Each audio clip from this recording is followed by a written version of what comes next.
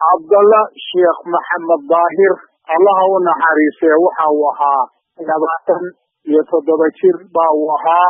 nin jaamici ah oo hay'ad UN-ka u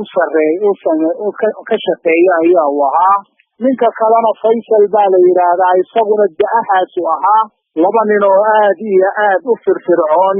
oo waliba si toos ah ula shaqeyn jiray hay'adahan Soomaaliya ka shaqeeyo xafiisyadooduna ay ku yaalaan meeshaasi ay ku taalo hudheelkaasi weyn ee la weeraray ayay ahaayeen nimankaasi mid waxa uu Brimis qolo la yiraahdo ay mid u shaqeynaya midna Somali Stability Fund qolo la yiraahdo Somali Stability Fund markaa niman marti ku ah masraxa Soomaalida gudaheeda iyo wadankan Kenya marti ku ah ma ahayn niman aad loo yaqaan oo firfircoon oo ubax soo baxaya ayaa nimanka meesha ku dhintay marka xafiisyadooda iyo hudheelka la qarxiyay ay isku agyaalay marka saasay ku dhinteen nimankaasi qarxiga u horeeyayda ayaa haleelay waa gartay isku meel miyay ku dhinteen mise laba meelood oo kala duwan waxay ahayd waqti ay sameeyeen qarxii ugu horeeyay iyo rasaasii ugu horeysay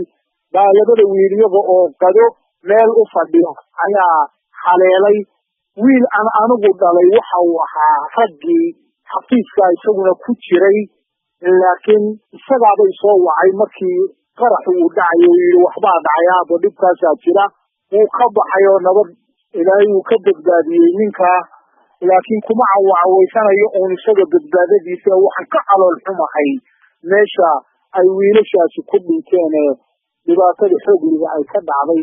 marka alxamdulillah waxaanu sugaynaa oo hadda joognaa meeshii lagu kaydinayay meydadka oo baaritaan iyo waxba macaan ku yiraahdaa ma aqaante shaqo uun maaragtay procedure dayda saakana leeyihiin xaruntaasi waa sida midda kale waxaan ku raacin lahaa ayaan darada ugu weyni waxa weeyaan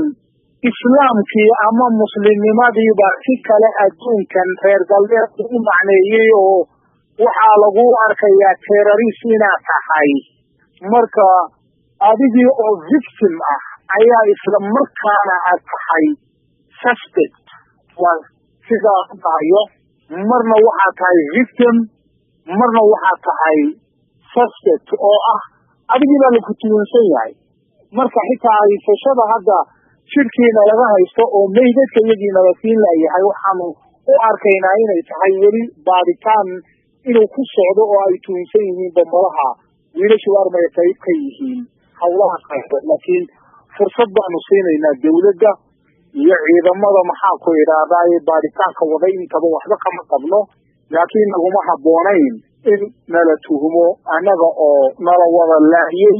Kenyan baa meesha lagu laayay nooc walba leh oo Hindi leh oo caddaan leh ajnabi Maraykan iyo Ingiriis lagu dilay Somali Kenyana lagu dilay marka tuunkaasina waa uu iska jiraa marka alxamdulillah tiiraanyo xoog leh iyaga qaabadakeeduna nagu haysaa laakiin alxamdulillah waxa adduunyo waa laga bixi doonaa waa gartay waxaad sheegtaa marka goorma damacsan tihiin inaad meydka haddii gacantiina uu soo galo aad aastaan halkeed ku aasaysaa haruna ilaa saaka waxayna lahaayeen after 1 hour waa hal saaka bacdi marka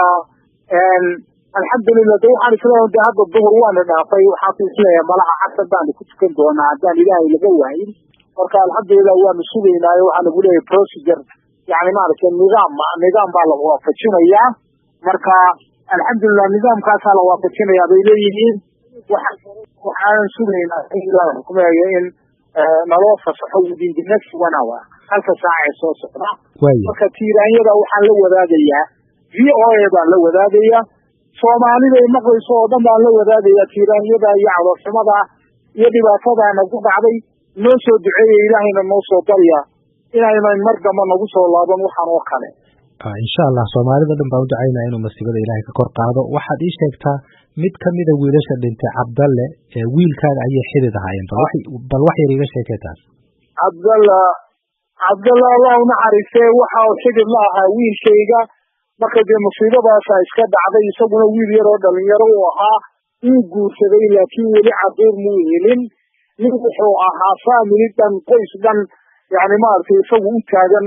oo school fees iyo wax fara badan caruur agoona oo aabihii ka tegay iyo dad kale oo hayaba intaasi gacantooda ku hayay baa uu ahaa. marka allah u naxariista Cabdalle waa uu geeriyooday. Cabdalle halkee buu ku dhashay, halkee buu ku barbaaray, maxaad nooga sheegi kartaa waxbarashadiisa iyo aqoontiisa? Wajeer buu ku dhashay,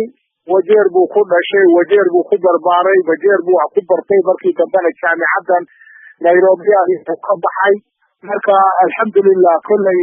ninkaas muxuu ahaa qis weyn oo UN ku leeyahay ayaa wadida kuma u taagnaayay de kolley nin